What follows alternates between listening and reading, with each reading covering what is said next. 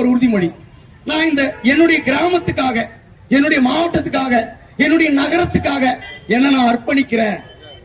அதே போல இங்க இருக்கிற எல்லாருக்கிட்டையும் நான் ஒன்னு கையெடுத்து கும்பிட்டு கேட்டுக்கிறேன். உங்க கீழே இருக்கிறவனை போட்டு தள்ள பாக்காதீங்க. எல்லா கட்சியிலையும் போட்டு தள்ள பாக்குறானுங்க. இவனை மெரிச்சு அவனை மெரிச்சு எப்படியாவது மேல போயிடலாம். இல்ல, மிதிக்கப்பட்டிருக்கிற மக்களை தூக்கி எடுப்பதற்கு நாம எல்லாரும் ஒன்றிணைந்து கை கோக்க வேண்டும். நிறைய சக்திகள் பண முதலைகள் பணத்தை காட்டும், பல்ல காட்டுவான். அதுக்காக என்ன பண்ணக்கூடாது, நம்ம மைய கூடாது, மசைய கூடாது. சொன்னாங்க பாரியா, அசைய கூடாது, மசையவும் கூடாது. இவ்வளவு நேரம் தொகுப்பு வழங்கிய அன்பு அண்ணன் மாவட்ட கொள்கை பரப்பு செயலாளர் செல்வராஜ் அண்ணன் அவர்கள் இந்த 3ஆம் ஆண்டு துவக்க விழாவை பற்றி கொஞ்சம் சுருக்கமாக கொள்கையை சொல்லுமாறு அன்புடன் கேட்கிறேன். நீ மைக் வாங்கிட்டு எனக்கு தெரியும். அன்பு, இந்த விழாவினுடைய நடுநாயகனாக விளங்கக்கூடிய என் அன்புக்குரிய அன்பு இளவல் மாவட்ட செயலாளர் அன்பு செஞ்சி குணசரவணன் எம்ஏ எல்எல்பி அவர்களுக்கு இந்த நேரத்தில் நன்றி சொல்லி, இங்க இருக்கிற அத்தனை பேருக்கும் என்னுடைய வணக்கத்தை நன்றியும் சொல்லி, இந்த விழாவிலே சிறப்பிக்க வந்திருக்கிற என்னுடைய எதிர்முனையில இருக்கிற அருமையான சகோதர சகோதரிகள் அனைத்து நிலை பொறுப்பாளர்களுக்கும் என்னுடைய மனமார்ந்த நன்றியை நான் தெரிவித்துக் கொள்றேன். இந்த கழகம் நிறைய பேர் சொல்றாங்க 1ஆம் ஆண்டு 2ஆம் ஆண்டு 3ஆம் ஆண்டு. அதாவது 60 வருடங்களுக்கு மேற்பட்ட 50 வருடம் ஆண்டவங்களை எதுவுமே கேள்வி கேட்க மாட்டேங்கிறாங்க. தளபதி தான் கேள்வி கேட்கிறாங்க. ஏன் வரல, ஏன் பேசல, ஏன் மீடியா சந்திக்கல, ஏன் அந்த பிரச்சனையை கையில் எடுக்கல, இந்த பிரச்சனையை கையில் எடுக்கல. ஏன்னா நீங்க ஒண்ணு செய்யாத, ஏன்னா நேற்று 3ஆவது ஆண்டுல அடி எடுத்து வைக்கிற சின்ன குழந்தைய, பச்சிலம் குழந்தைய போய் கேள்வி கேட்கறீங்க அப்படின்னு கேட்டா அதுக்கு ஒரு ஆன்சரே கிடையாது. ஏன்னா ஏதாவது இடக்கு முடக்கா பேசி ஏதாவது தள்ளி விஜயகாந்த் ஐயாவை போட்டு தள்ளலாம் நினைக்கிறாங்க. அதனால நம்முடைய தளபதி அவர் சாணக்கியத்தனத்தை கையாளுறாருன்றதுதான் நிதர்சனமான உண்மை. விளங்குச்சு இல்லைங்களா? 2 பேர் விளங்குச்சு. அதனால நான் பெருசா பேச விரும்பல. இது ரசிகர் மன்றமாக இருந்து 2வது என்ன மாறிச்சு, உருமாறிச்சு, மக்கள் இயக்கமாக மாறி கழகமாக மாறி இருக்கிறது, தமிழக வெற்றி கழகமாக. இது 3 ஆண்டுல ஒரு விஸ்வரூபம் எடுத்திருக்கிறது. என்ன ரூபம்? விஸ்வரூபம் எடுத்திருக்கிறது. மற்ற கட்சிகள்லாம் எப்பவுமே இருக்கும்போது ஒரு 2 மாசம் 3 மாசம் முன்னாடி எடுப்பாங்க அந்த எலெக்ஷன் டைம்ல, உங்களுக்கு தெரியும். ஆனா 1 வருடங்களுக்கு முன்னாடியே பிளான போட்டா தொகுதியில 30 கோடிகளுக்கு மேல. நான் சேலத்துல ஒரு இடத்துல பேச போயிருக்கும் போது, கோயம்புத்தூர்ல தொகுதியினுடைய பணம் செலவழிக்கிறதுக்கு இப்போ வந்துருச்சுன்னு ஒரு 8 மாசம் முன்னாடியே சொன்னாங்க. புரியுதுங்களா? நான் உண்மையை சொல்றேன். ஆனா நம்முடைய தளபதியாருக்கு கட்டமைப்பு இல்லைன்றாங்க. நான் ஒரு சின்ன கிராமத்துல இருக்கிறேன். 25 பேர் இருக்கிறாங்க எங்க கிராமத்துல பொறுப்பாளிகள். ஒரு சின்ன கிராமத்துல 500 ஓட்டு இருக்கிற இடத்துல 25 பொறுப்பாளர்கள் இருக்காங்க. என் மனசார எனக்கு தெரியும், நான் லிஸ்ட் எடுத்திருக்கிறேன். புரியுதுங்களா? கட்டமைப்பு இல்லைன்னு சொல்றாங்களே, கட்டமைப்பு இருக்குது. நான் காலையில வரும்போது கூட சில வீடியோ பார்த்தேன். சரி, அதை அவங்க பேசி கிடந்தா போய் போறாங்க. சிறப்பா ஒர்க் பண்ணு சொல்லியிருக்காங்களே, அந்த ஒர்க்கை பண்ணி நம்ம பர்சன்டேஜ் எடுத்து நம்முடைய எம்எல்ஏக்களை சட்டமன்றத்துக்கு நம்ம அனுப்பும் போது நமக்கு நம்முடைய உழைப்பு, நம்முடைய கட்டமைப்பு எல்லாம் தெரியும். அதனால நான் ஒரே ஒரு வார்த்தையை சொல்லி நான் முடிக்க விரும்புறேன். ஒண்ணு, நான் மேல்பாப்பமடி கிளை ஓபன் பண்ணும்போது ஆபிரகாம் லிங்கன்ற ஒரு சின்ன பையன் 15 வயசுல அவனுக்கு ஒரு கனவு வந்துச்சு. அதை நான் இங்க சொல்லி நான் உங்களை மோட்டிவேட் பண்ண விரும்புறேன்.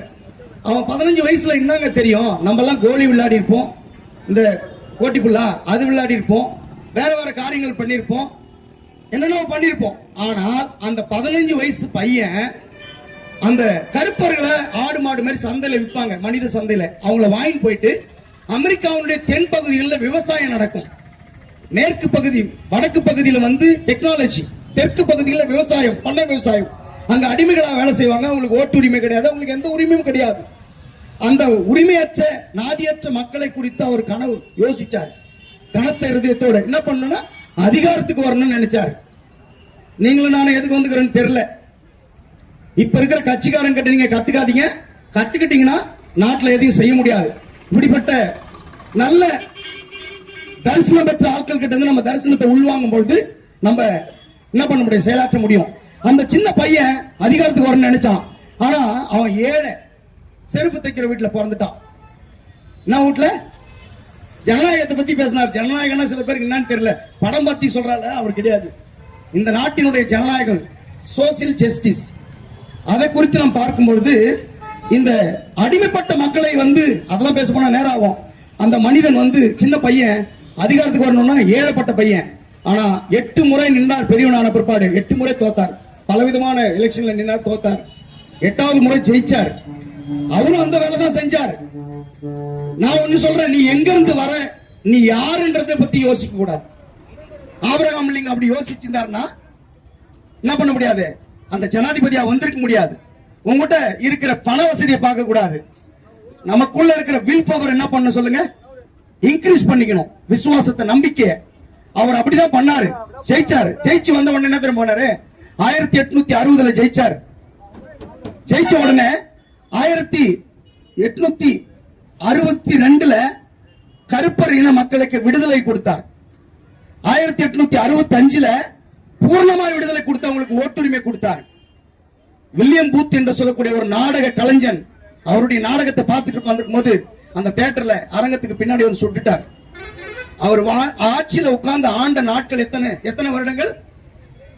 1865 உட்கார்ந்தாருங்க.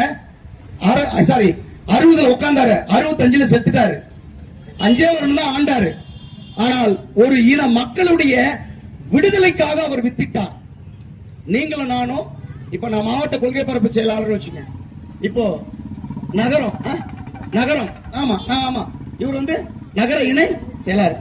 பாண்டியன் அவர்கள் ஒன்றிய செயலாளர். அருமை சகோதரர் மாவட்ட செயலாளர். நாங்கெல்லாம் எதுக்காக வந்திருக்கிறோன்றதை யோசிக்கணும். அந்த 15 வயசு பையனுக்கு ஒரு ட்ரீம் இருந்திருக்கு, தேசத்தை குறிச்ச ஒரு ட்ரீம். நமக்கு ஒரு ட்ரீம் இருக்கணும்.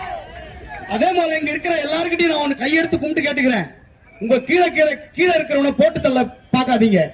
எல்லா கட்சியிலையும் போட்டு தள்ள பாக்குறானுங்க. இவனை மெரிச்சு அவனை மெரிச்சு எப்படியாவது மேல போயிடலாம். இல்ல, மிதிக்கப்பட்டிருக்கிற மக்களை தூக்கி எடுப்பதற்கு நாம எல்லாரும் ஒன்றிணைந்து கை கோக்க வேண்டும்.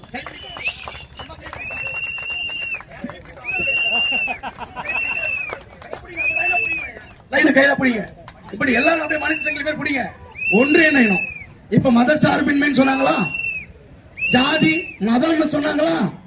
இந்த மதம் ஜாதியில இருக்க கூடாது. இருந்துச்சுன்னா பாசிசம் பாயாசம் ஆயிடும். நம்மளுக்குள்ள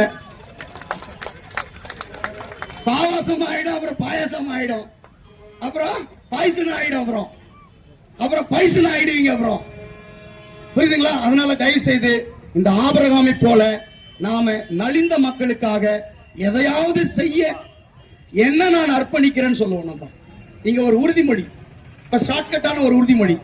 நான் இந்த என்னுடைய கிராமத்துக்காக, என்னுடைய மாவட்டத்துக்காக, என்னுடைய நகரத்துக்காக என்ன நான் அர்ப்பணிக்கிறேன். நான் ஊழல்வாதியா வரமாட்டேன், நான் அழிவு சக்தியா இருக்க மாட்டேன், நான் தூய சக்தியா இருப்பேன் அப்படின்னு என்ன பண்ணுவோம் சொல்லுங்களா? ஒரு உறுதி ஏற்போம், ஒரு உறுதி கொள்வோம், உறுதி ஏற்போம். இதுல பெரிய பெரிய முதலைகள் வரும் நம்ம உறுதிமொழியை கெடுக்கிறதுக்கு, நம்மளுக்குள்ள இருக்கிற யூனிட்டியை உடைக்கிறதுக்கு நிறைய சக்திகள், பண முதலைகள் பணத்தை காட்டும், பல்ல காட்டுவான். அதுக்காக என்ன பண்ணக்கூடாது, நம்ம மைய கூடாது, மசைய கூடாது. சொன்னாங்க பாரியா, அசைய கூடாது, மசையவும் கூடாது. அதனால வாய்ப்புக்கு நன்றி கூறி விடைபெறுகிறேன். நன்றி, வணக்கம். அடுத்தபடியாக சிறப்பாக கொள்கை பரப்பு செயலாளர் அன்பு அண்ணன் ஆபிரகாம் லிங்கனின் வரலாறை சொன்னார். இனிவரும் காலங்களில் தளபதியின் வரலாறை உருவாக்குவோம் ஒற்றுமையுடன். சரி.